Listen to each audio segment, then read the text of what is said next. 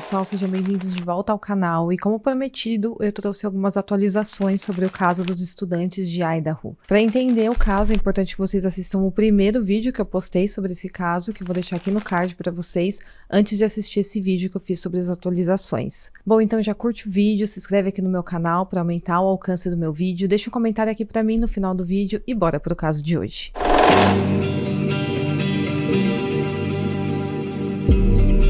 Então, só para dar uma visão geral sobre esse caso, o crime aconteceu na madrugada do dia 13 de novembro de 2022 na cidade de Moscow, que fica em Idaho, nos Estados Unidos. As vítimas são Zena Kernodle, Madison Mogen, Kaylee Gonçalves e Ethan Chapman. Eles foram brutalmente esfaqueados na casa onde as três meninas moravam. Elas dividiam a casa com mais duas colegas que sobreviveram ao ataque, chamadas Dylan Mortensen e Bethany Funk. E o Ethan estava na casa nessa madrugada porque ele namorava com a Zena. O crime abalou a cidade universitária de Moscou, que não registrava um assassinato há 7 anos. Então o que aconteceu naquela noite foi que as vítimas, era uma noite de sábado, e todos eles saíram. Alguns foram para uma festa, outros foram para bar no centro de Moscou, e as duas sobreviventes, a Dylan e a Bethany, também saíram nessa noite. Por volta das 2 da manhã, todos já tinham voltado para a casa onde tudo aconteceu. Os investigadores acreditam que todos foram mortos pouco depois das 4 da manhã. No dia 5 de janeiro desse ano, o principal suspeito do crime, chamado Bryan Kohberger, fez uma primeira aparição em um tribunal de Idaho. Ele está preso e nessa audiência ele falou bem pouco e reconheceu que as acusações que ele enfrenta implicam em prisão perpétua ou pena de morte.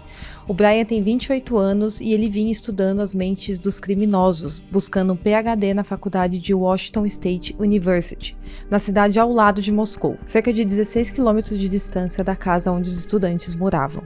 Antes de ser preso, ele chegou a se candidatar a um estágio no departamento da polícia local e ele continuou dando aula e corrigindo trabalhos de alunos dele após os assassinatos. A casa onde tudo aconteceu foi alugada para 5 meninas que moravam lá em 5 de junho de 2022. A casa tem 3 andares, 6 quartos e 3 banheiros, com 2 quartos e um banheiro em cada andar. Ao entrar pela porta do primeiro andar, você se depara com um banheiro e fica um quarto à direita e outro quarto fica à esquerda. As escadas levam ao segundo andar, onde tem mais 2 quartos, um banheiro, uma sala e uma cozinha.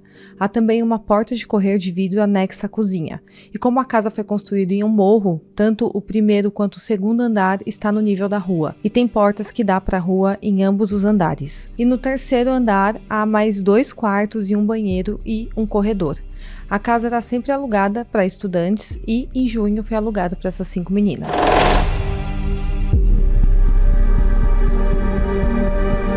Agora eu vou falar sobre as evidências que levaram o Bryan a ser preso, acusado do crime. Um carro sedã branco que os investigadores identificaram como um Hyundai Elantra foi visto em imagens de vigilância do bairro onde os estudantes moravam às 3h29 da manhã, passando 3 vezes pela casa das vítimas, que fica em uma rua sem saída chamada Queen Road, que é uma travessa da King Road. Em seguida, às 4h04 da manhã, o mesmo carro voltou ao local. E câmeras de vigilância registraram o carro saindo da King Road 16 minutos depois em alta velocidade. O mesmo carro foi visto mais tarde em uma câmera diferente indo em direção a Pullman, que é a cidade onde o Bryan morava. No outro vídeo, no primeiro vídeo do caso, eu falei que as 2 colegas de quarto que sobreviveram ao ataque dormiam no primeiro andar da casa, por isso que elas não tinham ouvido nada do que aconteceu. Porém, a Dylan deu um depoimento para a polícia que desmente essa primeira versão dos fatos. Na verdade, o quarto da Dylan ficava no segundo andar da casa, no mesmo andar que ficava também o quarto da Zena. O quarto da Kaylee e da Madison fica no terceiro andar da casa. E nessa noite, a Kaylee e a Madison estavam dormindo na mesma cama no quarto da Kylie. E o cachorro da Kylie, que ela dividia com seu ex-namorado, chamado Jack do Coral, também estava no quarto com elas. Hoje o cachorro está aos cuidados do Jake. A Dylan, que é uma das colegas de quarto que sobreviveu ao ataque, disse à polícia que ela estava dormindo no seu quarto, no segundo andar da casa, e às 4 da manhã ela acordou com o som do que ela presumiu ser a Kaylee brincando com o cachorro em seu quarto no terceiro andar da casa. A Dylan disse que em seguida ela pensou ter ouvido a Kaylee dizer, abre aspas, há alguém aqui, fecha aspas. Nesse momento a Dylan abriu a porta do quarto para olhar para fora, mas não viu nada. Os registros telefônicos obtidos pela polícia mostram que a Zena estava no TikTok às 4h12 da manhã e que tinha acabado de receber o pedido de comida que ela fez no aplicativo DoorDash, que é tipo um iFood lá dos Estados Unidos. Então a polícia considera a possibilidade da Dylan ter escutado o barulho do celular da Zena nesse momento e ter achado que era alguém falando na casa. A Dylan também disse que ouviu um choro vindo do quarto onde a Zena e o Ethan estavam no final do corredor do segundo andar, e então ela novamente abriu a porta e olhou para fora para ver se tinha algo errado. Ela disse à polícia que também ouviu uma voz masculina dizer, abre aspas, tudo bem, vou ajudá-lo, fecha aspas. Uma câmera de segurança nas proximidades da casa também captou um som distorcido do que parecia ser um gemido ou talvez sons de choro. Também captou um cachorro latindo e um barulho muito alto às 4h17 da manhã. Então, provavelmente, esse é o momento em que tinha algo errado acontecendo dentro da casa, o momento em que os 4 estudantes estavam sendo assassinados. A Dylan, então, ela abriu novamente a porta pela terceira vez e dessa vez ela viu um homem vestido com roupas pretas e uma máscara que cobria a boca e o nariz caminhando em sua direção. Ela disse que ela ficou completamente congelada, em choque nesse momento, e o homem passou por ela e foi em direção à porta de vidro para sair nos fundos da casa. A Dylan descreveu essa pessoa como sendo um homem alto, não muito musculoso, mas com corpo atlético e também com sobrancelhas grossas. Em seguida, ela então se trancou em seu quarto e não ficou claro o que ela fez depois disso. Só sabemos que foi feita uma ligação para a polícia quase 8 horas depois dos crimes, às 11h58, solicitando assistência para uma pessoa inconsciente. E não se sabe quem fez essa ligação, se foi a Dylan ou a Bethany, ou então os amigos que elas chamaram para ir até a casa naquela manhã. Com base em evidências forenses e também nos interrogatórios, os investigadores acreditam que as 4 vítimas foram mortas entre as 4 e 4h25 da manhã. Os investigadores disseram que o Elantra branco foi visto saindo do bairro em alta velocidade por volta das 4h20 da manhã. E uma novidade revelada há pouco tempo é que os investigadores encontraram uma prova super importante na casa. Eles encontraram a bainha da faca que provavelmente foi utilizada no crime. Eles encontraram essa bainha na cama ao lado do corpo da Madison e da Kaylee. À medida que as buscas cresciam, também os investigadores fizeram alguns comunicados para a imprensa sobre um carro Hyundai Elantra da cor branca que eles estavam procurando. Então a polícia da cidade vizinha de Pullman encontrou um Elantra branco registrado lá na cidade, identificando o proprietário como o Brian Koberger. Os investigadores disseram que as suas características físicas também correspondiam à descrição que a Dylan fez do agressor. E pouco antes do Natal, os investigadores obtiveram registros telefônicos mostrando que, na noite dos assassinatos, o celular do Brian parou de se conectar à rede celular às 2h47 da manhã, quando ele estava em Pullman, onde fica o campus da faculdade de Washington, que é a faculdade onde o Brian estudava, e Pullman é a cidade onde ele morava.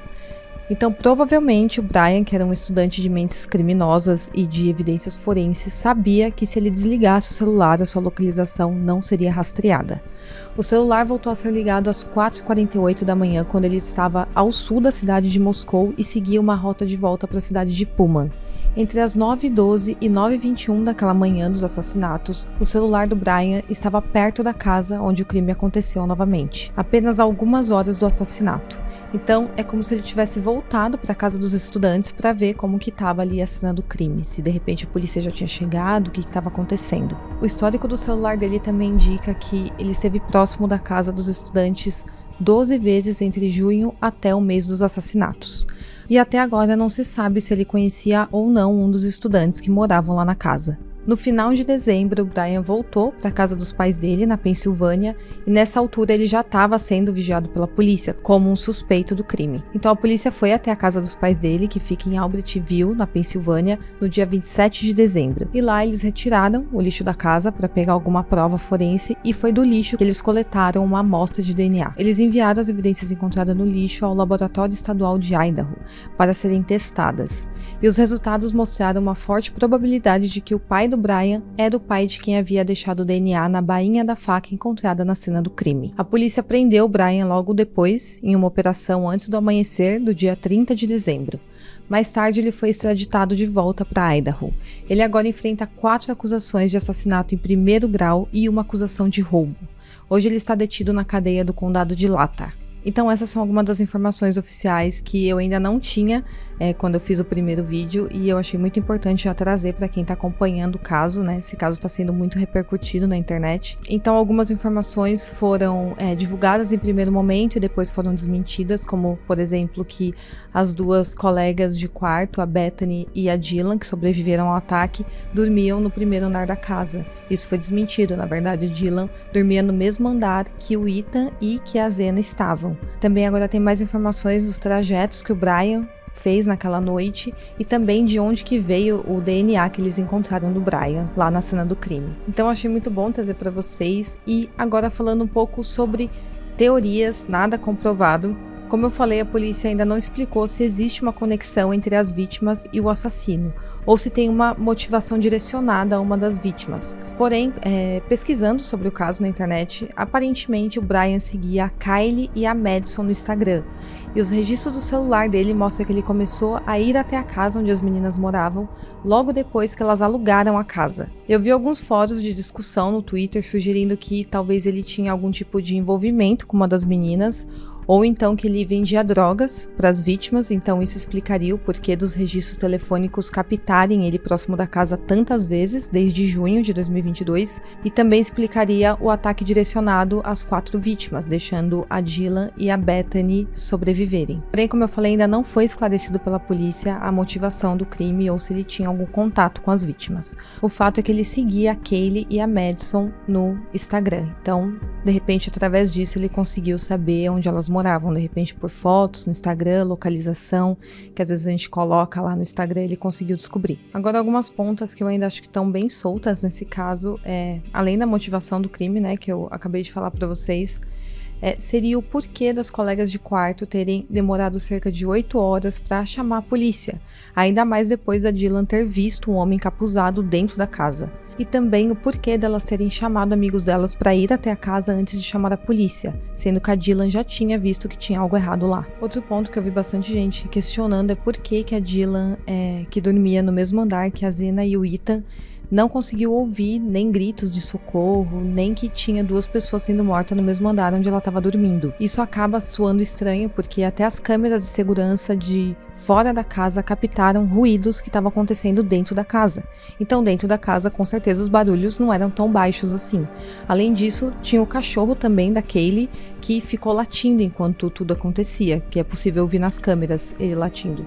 Então, como que nem a Bethany nem a Dylan escutaram nada? Ou como que a Dylan escutou apenas alguns ruídos pela casa? E aí uma professora de psiquiatria da Universidade de Nova York, chamada Judith Joseph, disse que o choque que a Dylan falou ter na hora que ela ficou congelada, ao ver, né, ali o homem saindo da casa, pode ter congelado ela de alguma forma, de forma que ela estava consciente de toda a situação, mas não conseguiu agir.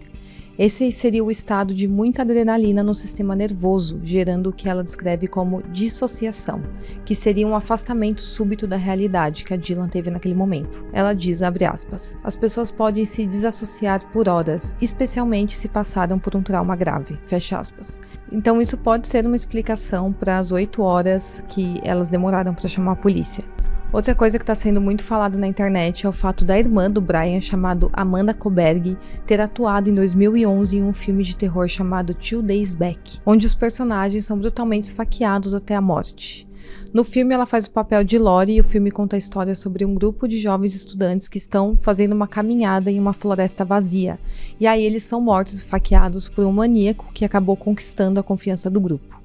Essa história tem semelhanças bem assustadoras com o caso dos estudantes de Idaho, então muitas pessoas já estão fazendo conexões do caso com essa história do filme, como se o Brian tivesse se inspirado nisso para cometer os crimes. Porém, como eu falei, ninguém tem certeza da motivação do que levou o Brian a fazer isso, se ele conhecia as vítimas, se ele era um perseguidor ou se ele tinha algo contra um dos estudantes que estavam naquela casa.